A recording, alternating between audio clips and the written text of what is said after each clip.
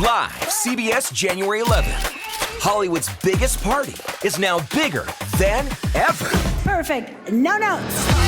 The Golden Globes, with more stars, more glamour, more chaos, and more host Nikki Glazer. We're gonna laugh at the celebrities that can take it and completely ignore the ones who can't. I'm just kidding. They're not safe either. The Golden Globes, live CBS Sunday, January 11th, and streaming on Paramount Plus. Hey there, I'm Susie, and I'm the host of Beyond the Ferns podcast. Each week, I take you beyond the headlines into the stories that linger long after the news fades. From chilling true crime and unsolved cold cases, to paranormal encounters, cults, and extraordinary survival stories. It's a little bit of everything for everyone. Whether you're drawn to mysteries, fascinated by the strange and unexplained, or simply love a good story, I focus on the truth, the details, and above all, justice for the victims and survivors. So buckle up, things are about to get a little scary. Follow Beyond the Ferns wherever you get your podcast. Thanks, y'all. Hi, Nat Doig here. Just a heads up that today's episode does include a few references to suicide. Welcome to Weird in the Wade, a podcast about all that's weird, wonderful, and a little off kilter in the town of Biggleswade in Bedfordshire and its surrounding area.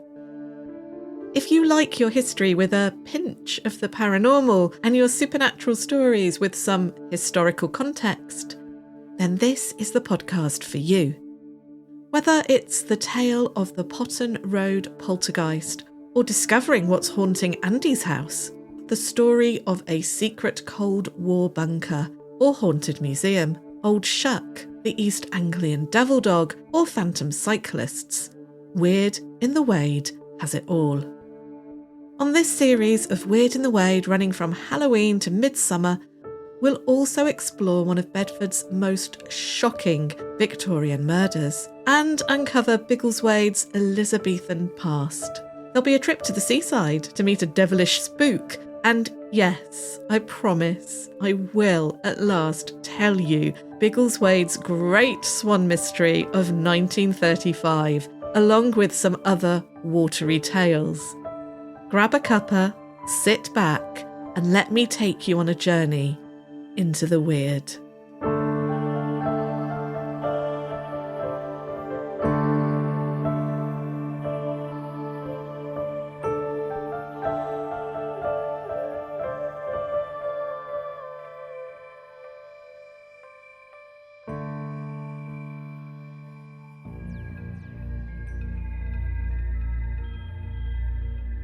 It's the 30th of December, 1906, Prestonville, Brighton, the basement of a once pleasant but now decrepit house. A mother and her adult daughter cling to one another. They are dressed in their nightgowns, their hair loose. They are both sobbing. "We have to go, Ma. Go now," pleads the daughter. "We can't, Emily. You know this, love. We have nowhere to go," the mother says bitterly, though she holds her daughter even closer, hoping that her own trembling body can protect her child in some way, but she is not even sure what they need protection from. What they just witnessed is beyond all understanding. But I get ahead of myself. Let's backtrack to earlier in the day. Mother and daughter, middle-aged Jane Fisher and her 20-something daughter Emily, are making their way home. They've been visiting Mabel, an old friend who lives nearer the seafront. It has been a pleasant afternoon of gentle festivities, but as they return home, Jane feels her limbs grow heavy. Their pace slows. She notices her daughter's chatter dwindles as well. When they turn onto their street, they both instinctively come to a halt. Jane wonders if her daughter is also considering a suitable excuse to avoid returning home just yet, but neither of them thinks of one, so on they trudge. The dusk light is inky and there is just a hint of sea mist snaking its way past them up the hill. The houses on the street are neat and to the Fishers they are grand. The fan lights above the front doors spill warm light into the gently gathering gloom. These are 3-storey grand terrace houses with basements that have their own steps and front doors. The Fisher's house is right at the end. Dark. No welcoming fanlight shines for the women. The house faces a church, and behind the property is the old asylum. Its gardens dark and choked with weeds, which now scramble over the high wall that surrounds it. There is a strange square observatory at the very top of the house. It's known locally as the Lighthouse. The views from this room are stunning. To the north, they look out across the downs, and to the south, the sea. But the Fishers will not set foot in the upstairs rooms of the house if they can help it. They are employed as caretakers. They live in the basement in the servants' quarters. There is a kitchen, a simple parlour and a bedroom. All the other rooms in the house are locked up and mostly empty. Once a week, Jane and Emily reluctantly open each room, run a duster over any mantelpieces, sweep the floors, and then shut each room tight once more, leaving them alone for another week. They do not go up to the Lighthouse Observatory though. That is accessed through a staircase in the attic, and no amount of money would entice them up there, as both have been told that a former resident, a colonel, once murdered a man up in that room. Bloodstains remain on the wooden floorboards to this day, and no amount of scrubbing can remove them. The women do not have to tend the outside of this property, and it has succumbed to neglect. The bottom half of the building is ivy-riddled, with brambles clawing at the window frames. Where it can be seen, the paint on the outside walls is peeling, like the house is shedding its skin. The windows are blank and grimy, and one has a spidery crack in it. The women stand outside this shabby and neglected house, which they currently call home. Neither cares about what the house looks like from the outside. It is how the house feels, how it sounds and behaves inside, that they cannot abide. "We can't stand here all night," Jane says briskly. The sea fret is thickening, its coldness creeping into her bones. "Come on, let's light the fire in the parlour and have that soup I made for tea." Emily doesn't move. Her face is upturned to the gas lamp, which is now in a haze of mist. "Look, Abel was right, you know. Those sounds will just be noises made by the trains going through the tunnel, there, below the houses." Jane gestures to halfway down the hill. Mabel, the family friend they visited earlier, was certain that the strange sounds and movements the Fishers reported hearing within the property were caused by the railway and its tunnel. "It makes perfect sense, dear." Emily nods and follows her mother into the house. The rest of the evening passes quietly. The women eat their soup, they talk about their day, reliving snippets of gossip and jokes that they shared. Tomorrow is New Year's Eve, so they decide to take an early night. Both women are tucked up in the bed that they share before 10 p.m. All, at first, is calm. Neither is sure who woke first, but they both heard the knocking. 3 loud bangs on the front door. "For goodness sake," Jane groans. Children have been daring each other to knock on the front door of the house over the last few weeks, but this usually happens at tea time, not in the middle of the night. The banging comes again. Emily struggles to light the lamp nearest to her. "It can't be kiddies at this time of night," Jane mutters as a dim flicker of light fills the room. Both women are now sitting upright in bed, listening. Another knocking on the door. Quieter now. Jane sighs and gets out of bed. She opens the bedroom door slowly and listens. Nothing. "Whoever it is can't be wanting anything good at this time of night," Emily says with a yawn. They both listen, but there are no more knocks. Still, Jane wanders into the kitchen, switching on the gas, and then turns the passageway lights on. She leaves the door to the bedroom open as she comes back to bed. Emily is still sitting up, sipping from a cup of water. Jane clambers back into bed. It is then they hear the footsteps, running along the passageway, a shuffling kind of run, of someone panicked. To their horror, a man dashes into their room. He has grey, whiskery hair, and as he enters, he shouts, He will kill me! Both women cry out in alarm. In the passageway outside, a woman and child run past the open door towards the kitchen, yet the way they move is odd. Jane and Emily are sure these aren't actual, real flesh and blood people in front of them. The way they move is too smooth, too slow. A tall woman now glides past their doorway towards the kitchen, following the others. The man who ran into their room shouting seems to be just hovering in the doorway, as if trapped like an insect in amber. And all of this occurs in just a matter of seconds. The women, having grabbed hold of each other, tremble. Then it appears.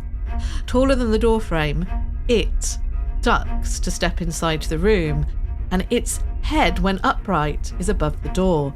It stands on its hind legs and has the head of a horse or goat-like creature with horns, or maybe just one horn, like a unicorn. Neither woman is completely sure how to describe it, because its appearance is so startling and unexpected. It is not human. It is not a typical ghostly apparition. This creature has blazing eyes, glowing red like coals on a dying fire. It has a mane like a horse, but it does not have hooves. It has paws like a lion. Jane is sure it must also have claws. This creature bites at the whiskery gentleman, grabbing his hair in its mouth and dragging him out of his stupor, out of the room, whilst the man cries out, God, no! Then all is quiet, and we are where this episode started. Mother and daughter clinging to each other, drenched in icy sweat, sobbing, trembling, hearts clattering against their rib cages. But Jane is right. They can't leave. In the morning they discuss it some more, and Jane is adamant that they cannot leave. Where would we go, Emily? The workhouse? Is that what you want, love? If we leave now, I'll get no reference. No one will employ me. It's workhouse or worse. Live on the streets and be prey to Lord knows what or who. Is that what we should do, love? Her words stick in her mouth, her tongue dry. She can't believe what she is saying. The way I see it, ghosts can't hurt us, Emily. Everyone knows that. But people out on the street, in the workhouse, they can hurt us, but not ghosts. Whatever we've heard and now seen, it is just ghosts, and they are just made of air and ether, and they cannot hurt us. They're just annoying, like mice. Right, love? Emily does not respond. Hello and welcome to this episode of Weird in the Wade, the Prestonville Horror, which is being released on 12th night. As Christmas comes to a close, I thought we needed a fantastical tale to mark the occasion. I've saved for you this story because I found it so astonishing when I came across it in an old newspaper, and I knew that I just had to share it with you. Before I start, though, I would also like to wish you all a very, very happy new year, and I hope that 2026 brings you peace, joy and prosperity. Now, for this episode, we're back at the seaside in Brighton. Don't worry, we are returning to Bedfordshire next time. This is not a tale of phantom fishermen nor pirates, though, and it's not like the tales from Preston Manor either. This story happens to a couple of working class women down on their luck, and they're caretaking a large house in the suburbs of Prestonville. It's not far from Preston Manor, and they're doing this as a means to keep a roof over their heads. I gave them the names of Jane and Emily Fisher as they requested anonymity back in 1907 when they spoke to the newspapers, and so I do not know their actual names. And what I described in the opening section is what they claim occurred in that house on the 30th of December 1906. In fact, they tell the newspapers quite a deal more, which we'll get onto in a moment. I have told you that this house is in Prestonville, but I am not going to give away the exact location. The last thing I want to do is to drag up old fears and scare anyone who lives in this house today, and it is lived in. nor do I want to identify the street because, as you'll soon learn, this street in Brighton has quite the reputation in late Victorian and Edwardian times for being haunted, but that's for later. The Prestonville Horror. One thing that struck me whilst I pieced together the articles about this strange haunting was how it resembled an Edwardian version of the podcast and TV show Uncanny. We have an intrepid journalist from the Daily Mirror who breaks the story. The paper doesn't name him, but he is referred to as our special correspondent. He interviews the witnesses and takes their accounts on face value. There's no judgment nor snide comments from him. He appears kind and thoughtful in how he reports the women's experiences. And it's not just this aspect which is like uncanny and Danny Robbins's curious, kind and generous nature. It's the fact that the Mirror employ a flamboyant sceptic to spend the night at the haunted house as well and record his theories on how the natural environment and not supernatural forces are responsible. But first to the witnesses, and there are more than one. But the most important witness is the caretaker. The journalist, who has travelled down from London to interview her, describes the caretaker as a middle-aged lady, dressed somberly, who was pleasant, earnest, but not excited as she told me her tale. And this is what the caretaker says.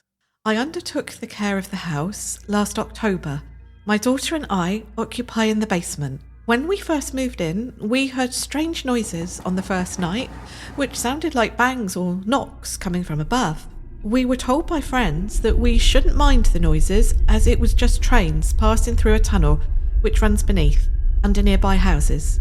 We thought this was the true explanation for the sounds, so we felt more comfortable. Some nights passed without us being disturbed. In early December, we were frightened by even louder sounds one night, and our rest was disturbed. At 2 o'clock in the morning, there was a tremendously loud banging on the door, the front door it seemed. We distinctively heard the turning of a lock and shuffling feet in the passage, and then a tremendous thud. We could not stay in bed any longer, and so got up and opened the door. I cried out in the thickest voice I could muster to imitate a man's. Who's there? But there was no answer. I lighted the room and returned to bed.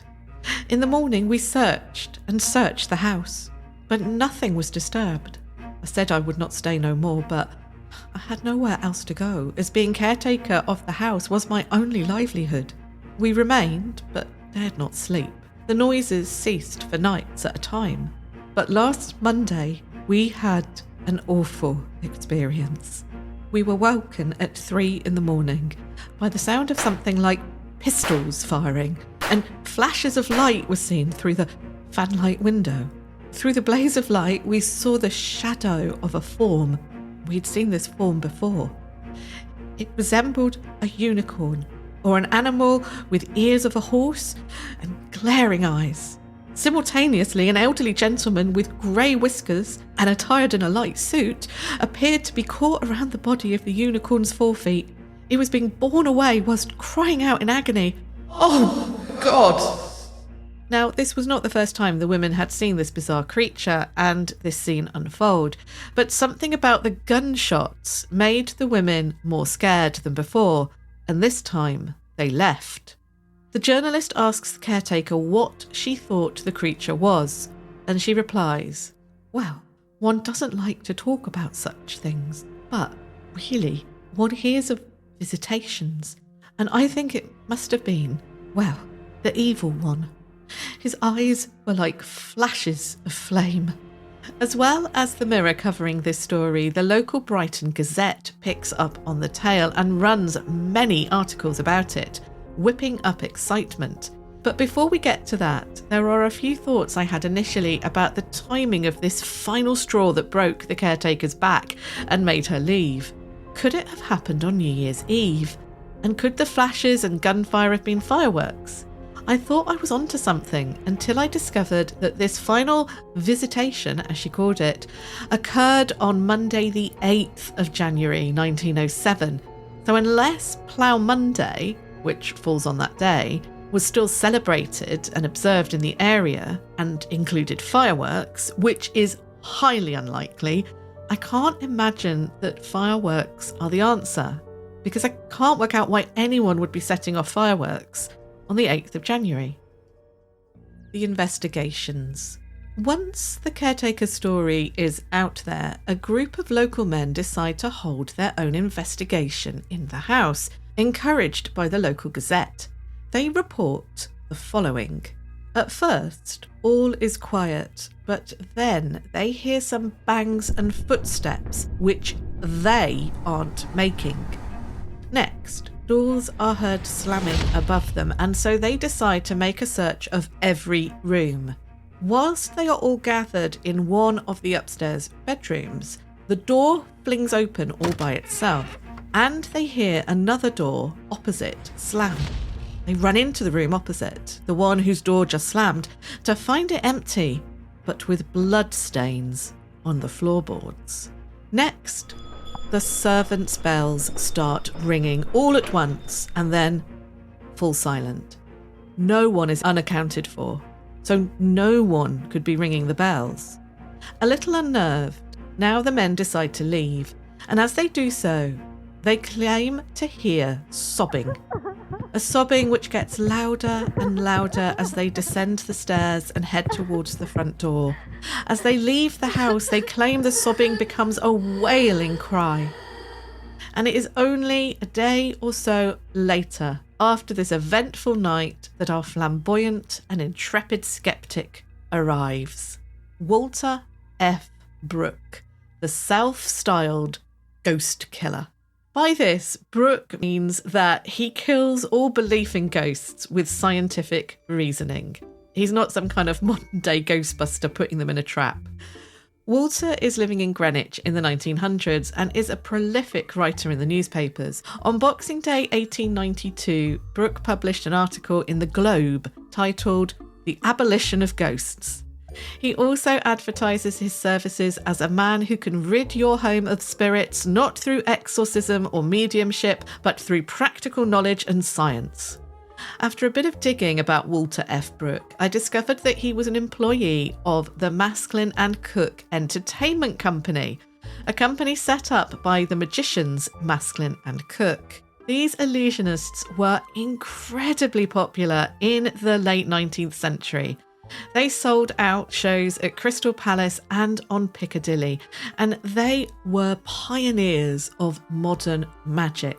Unlike some other magicians of their day, they were upfront and honest that they were performing illusions which were based on scientific fact and sleight of hand. They had no truck with pretending to have special powers or to be dabbling in the occult.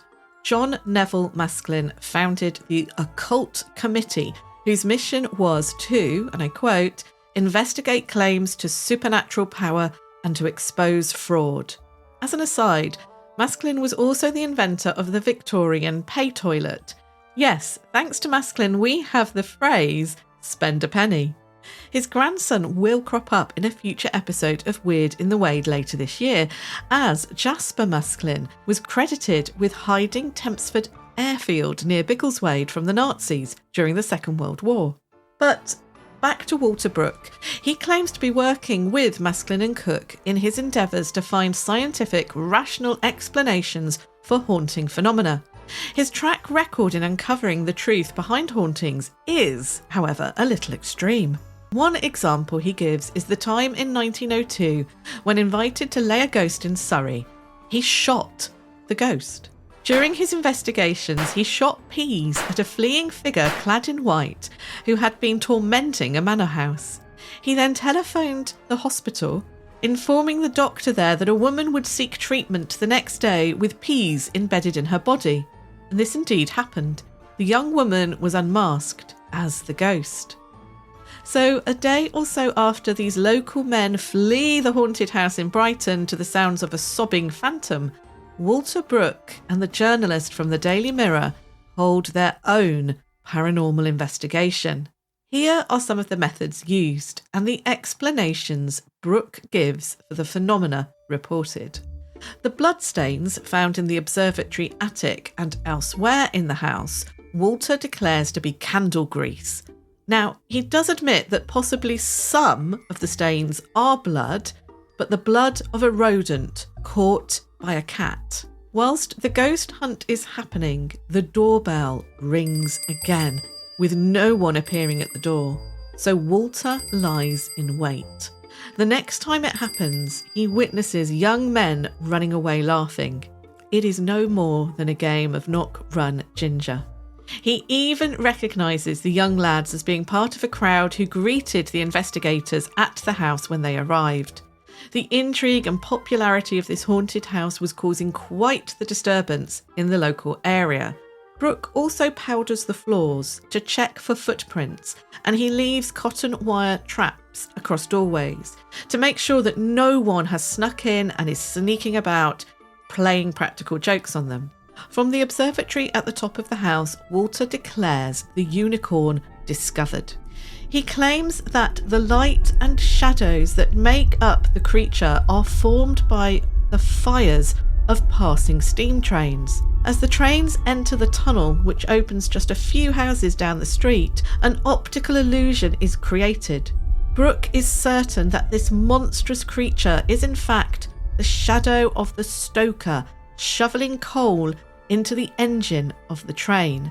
Brooke is satisfied that he has slain yet another ghost. The day after Walter Brooke's theories are published, the caretaker is interviewed again. This time she gives a more detailed account of what happened, which includes the details of the events on the 30th of December, which I opened the episode with, and she rebuts the steam train stoker shadow theory. On that theory, she points out that the unicorn was seen inside the house, where there was no view to the outside. She never entered the observatory at the top of the house either. How can an optical illusion viewed from the top of the house be visible inside the basement, she asks. And I do think she has a point here. The fleshed out timeline of the haunting the caretaker gives is this. In October 1906, the women move in, and on the first night, sounds and strange noises disturb them from inside the house. This continues intermittently over the next month. In early December, shuffling footsteps and bangs are heard in the passageway outside their bedroom in the basement. On the 30th of December, the unicorn drags the whiskery man out of their room, and they witness the ghosts of 2 women and a child. And on the 8th of January, 1907, the noises like gunshots are heard. There is a bright blinding light, and the shadow of the unicorn is seen once more, dragging the man away. The caretaker's story remains consistent even though she does add to it. The aspects that she repeats are clear and tally with the previous account. The newspaper reports, however, are not of the same standard. Where the caretaker says she heard a sound like pistols firing, the Brighton Gazette says gunshots were heard. The caretaker refers to a horned horse or goat-like creature with paws, saying it was possibly like a unicorn. The Brighton Gazette declares it to be a unicorn and then goes on to describe it later as a dragon. You can see how the story got blown out of all proportion, although it is bizarre enough in the first place. The papers do not name the street, but they give enough clues and the number of the house, so it is easy to work out exactly where this happened. And of course, this encourages visitors to come and gawp at the house, and even to go inside. If TikTok had existed in Edwardian Britain, you can guarantee that these visitors would have been filming and uploading their experiences to the internet, and possibly would have gone viral. Now, all these newspaper reports led to even more speculation about what or who was haunting the house and how the house had fallen into decrepitude. The story of the colonel shooting his valet was a popular idea associated with the house, but I can find no evidence for such a murder in Brighton, let alone in that street. Another rumour was that an old Jewish man had lived in the house with his daughter. When his daughter became sick and suddenly died, the old man claimed that the house was cursed and had brought him nothing but bad luck. It was he who had left the building to rot at the end of the street, it was said, the house representing his grief and a possible curse. There is no evidence for this either, and it is a common urban legend, a house being left to decay after tragedy. But the occupants of the house in the 1880s and 90s were the Schenks.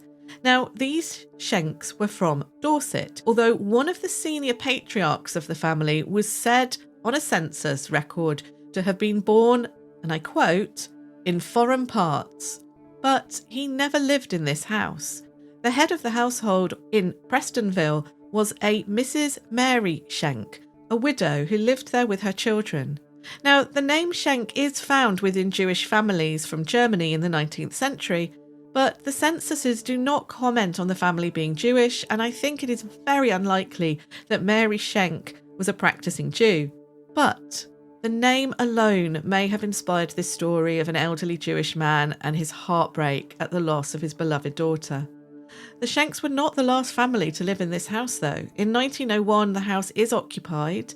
In fact, I can only find evidence of the house being empty from about 1904, which means it had only been left unattended for less than 2 years. I don't think the house was as dilapidated and run down as the newspapers report, because by 1911 and 21, the house is occupied by a large family again, enjoying the views from the observatory lighthouse, no doubt. But I did discover something else. Not about this house at the end of the street, but about another house on the opposite side of the road, just a few doors down. Some 25 years before the unicorn turned up, biting and dragging ghosts down to hell, there was another haunting of a very different kind that was investigated by the Society of Psychical Research. Here come the adverts. If you would rather listen without adverts, check out Weird in the Wade's Patreon. For just £3.50 or equivalent a month, you get ad-free episodes and bonus content. And don't forget, listening to the adverts also supports Weird in the Wade. Thank you.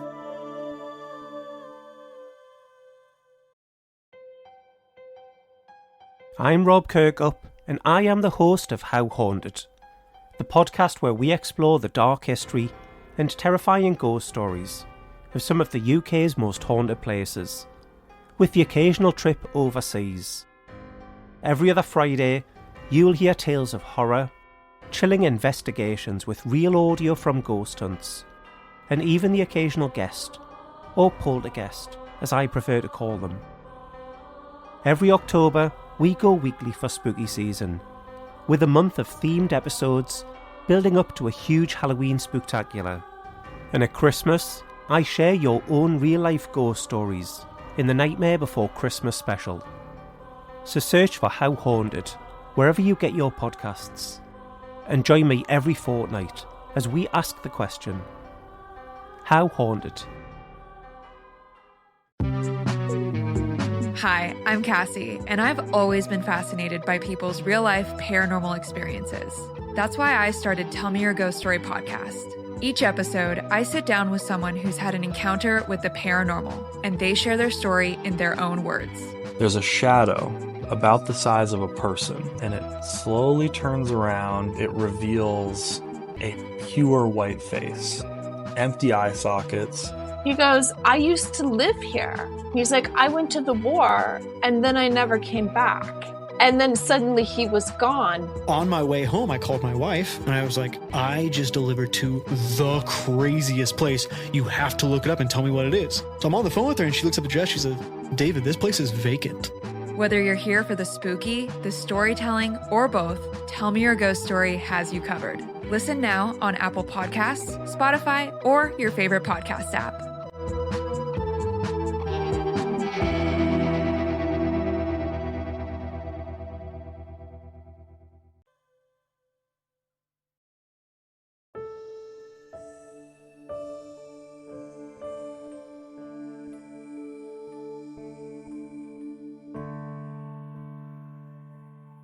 The original haunting in Prestonville We have the Society of Psychical Research's meticulous records to thank for this story and the blog of Tom Ruffles, the SPR's archivist. From the get-go, this investigation is marked by tragedy.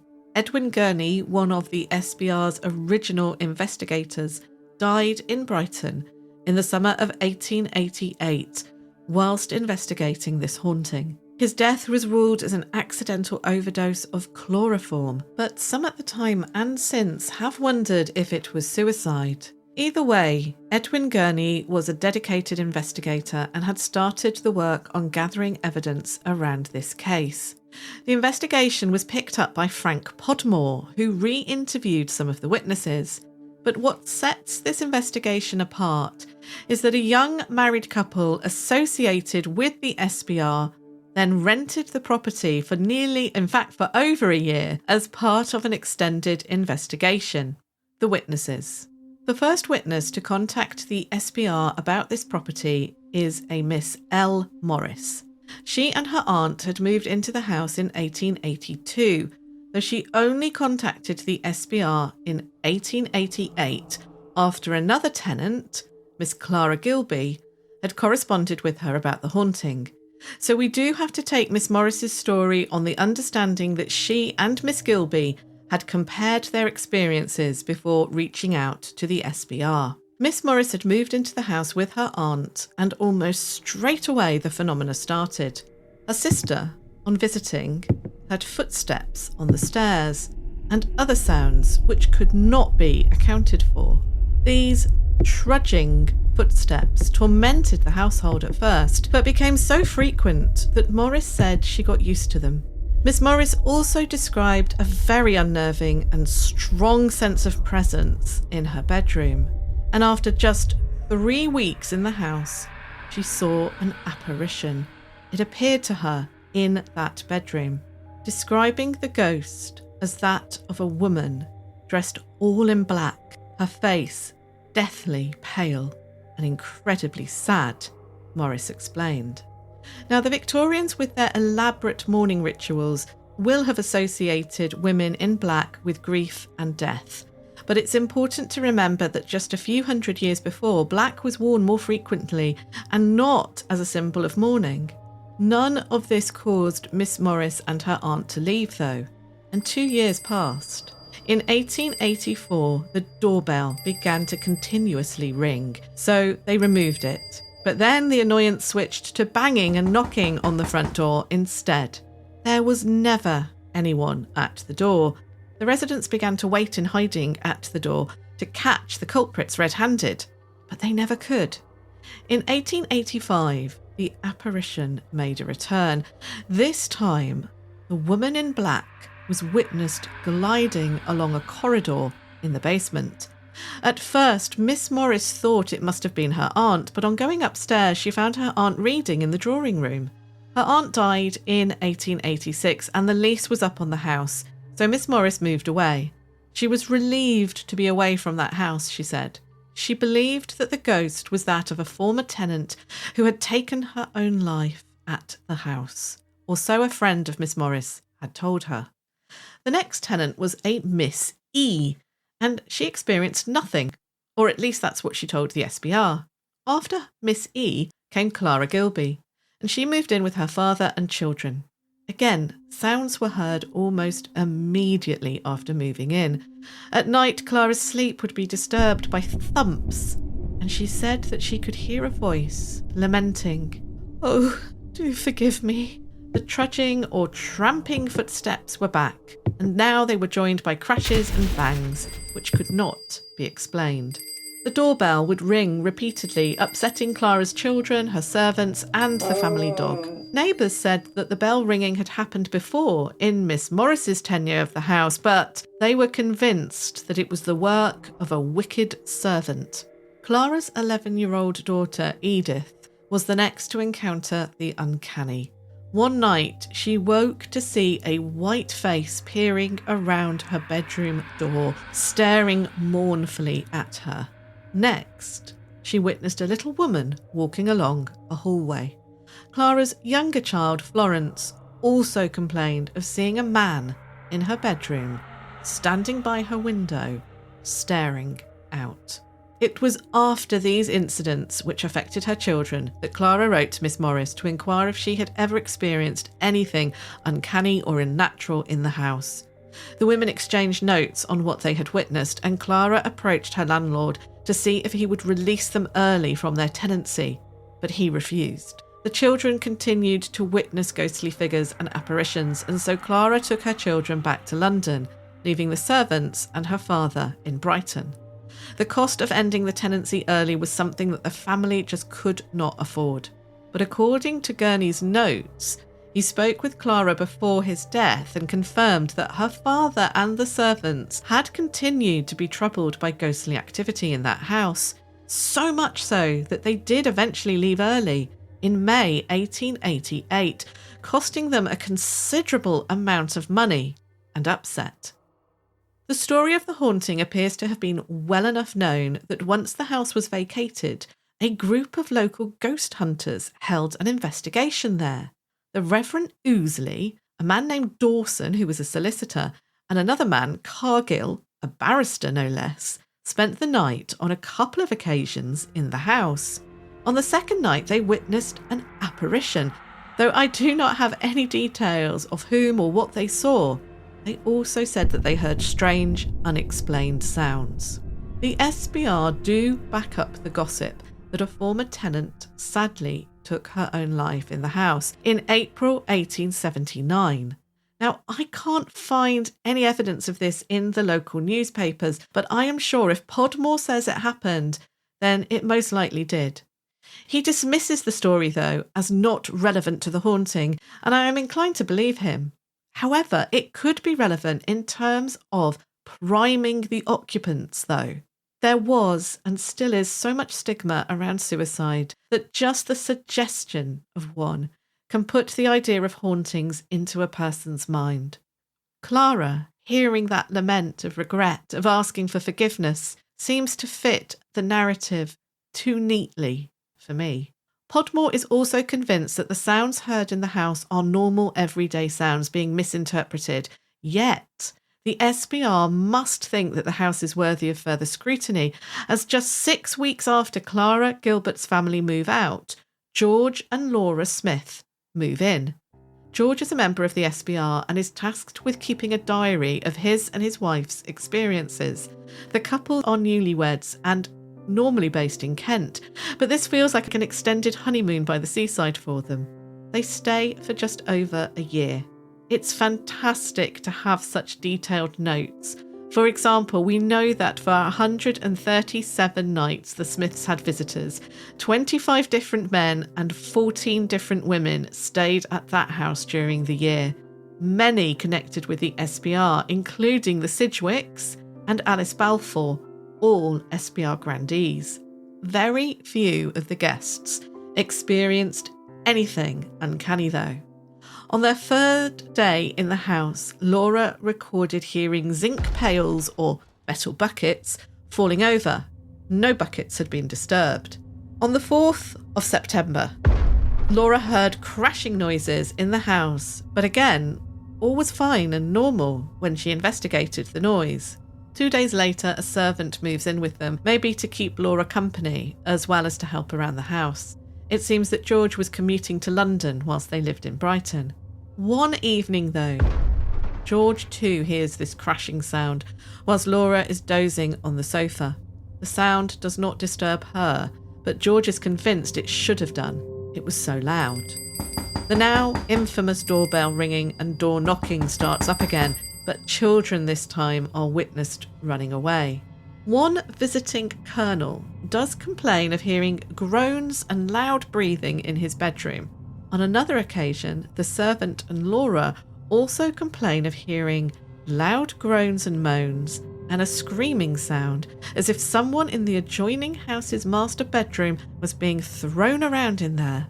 It seems that there was a rational explanation for these noises, even if Victorian sensibilities may not have wanted to spell out exactly what they were: amorous neighbours. It does make you wonder how many Victorian hauntings were in fact just neighbours having noisy sex.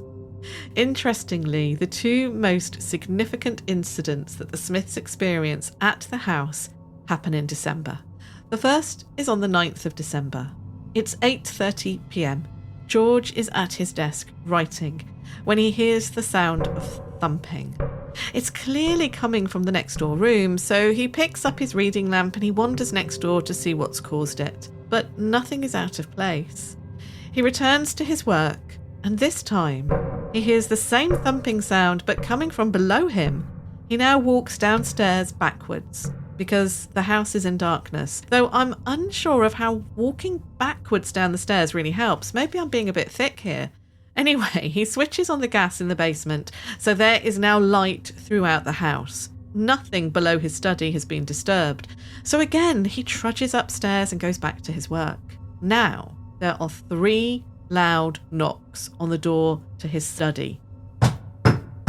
He leaps across the room and flings open the door, but there is no one there. At this point, the Smiths don't have a cat, though they do get one sometime later. The most dramatic incident of the two takes place on the 15th of December, this time at 11:35 p.m. George is in bed and Laura is kneeling at the fireside, saying her prayers. His view of the fireside of the room is blocked by a screen, and this room is not just a bedroom, they also use it as a place for music. But he clearly hears guitar strings being plucked. Laura calls to George urgently. George finds Laura still on her knees by the fire, the notes from the guitar still ringing in the room. Now they have a guitar, but it is hanging on the wall above the piano. There's no way that Laura could have reached that guitar, plucked its strings, and then returned to her kneeling position in front of the fire without George hearing and seeing her move. Laura explained that as she was praying, she was disturbed by the sound of a hand being dragged across the wallpaper, or at least that's what it sounded like to her. Then the guitar strings were plucked and sang out. They both wait by the fire, holding their breaths, listening, hoping to hear the noise again. But it is not to be. No more significant phenomena was witnessed at the house, and the Smiths returned to Kent and London in the August of 1889. It may not be the most dramatic of the SPR's investigations. There's no reports of mediums contacting ghostly nuns, for example. But the length of time that the Smiths spent in the house is extremely significant. The fact that the phenomena they witnessed is not flashy or theatrical. It's bangs and thumps and that plucking of guitar strings. The simplicity makes it all the more compelling, I think. Once the Smiths have left the property, it continues to be lived in by large families right up until the 1921 census at least.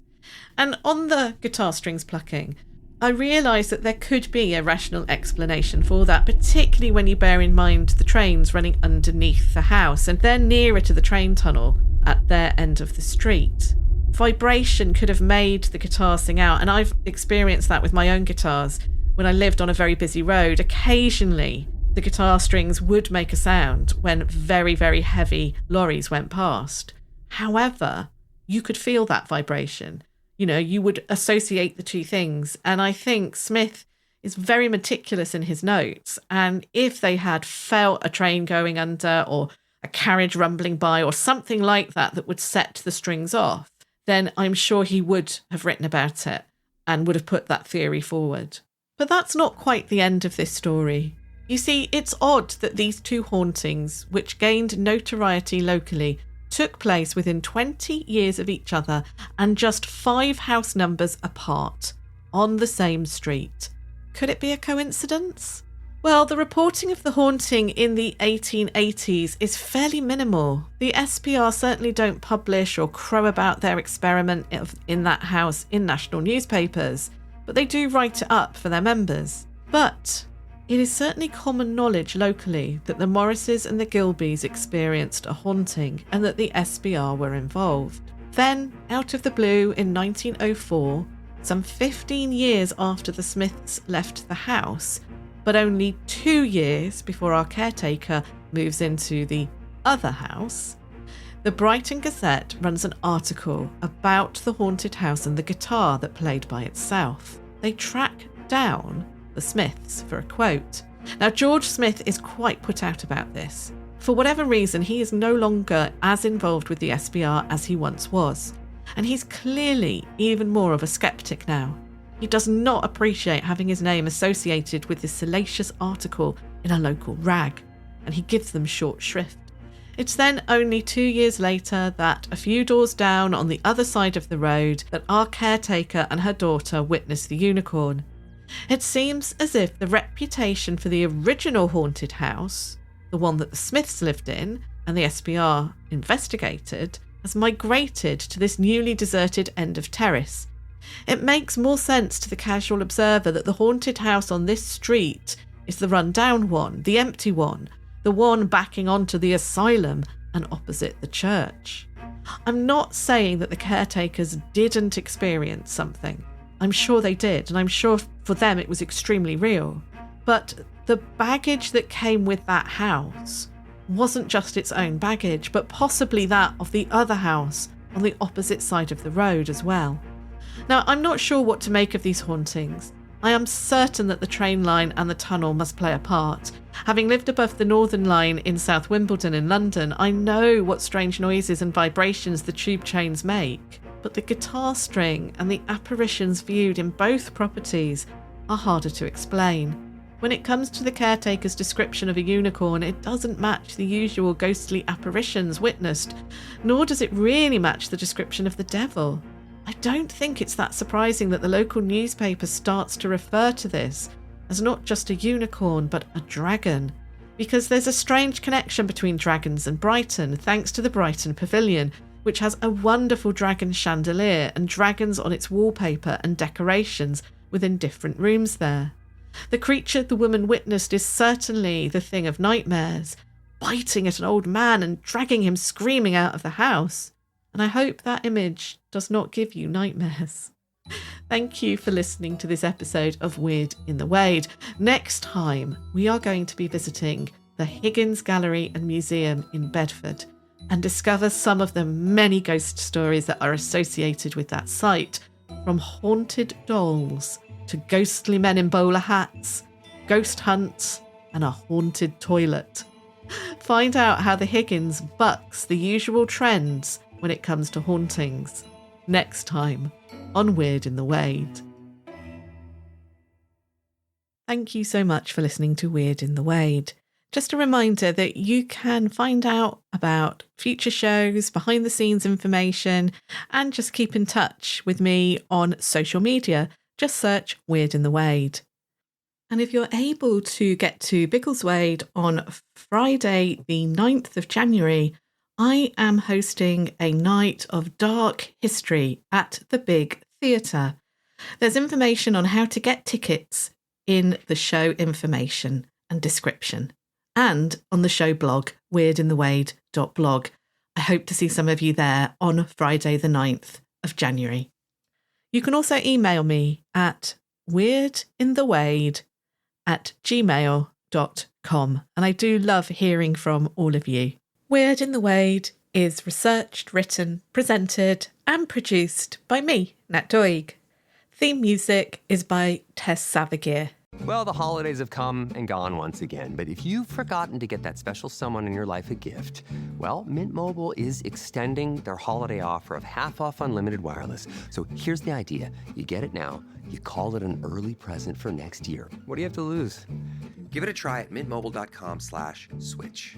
Limited time 50% off regular price for new customers. Upfront payment required. $45 for 3 months, $90 for 6 months, or $180 for 12-month plan. Taxes and fees extra. Speeds may slow after 50 gigabytes per month when network is busy. See terms. Looking for a hauntingly unique podcast this spooky season? Listen to I Talk to Ghosts for chilling ghost stories, genuine in-studio medium readings, and a virtual seance table where the spirits have an opportunity to speak directly to you. Find I Talk to Ghosts on all the fine podcast apps, including Apple Podcasts, Spotify, and YouTube. Happy haunting.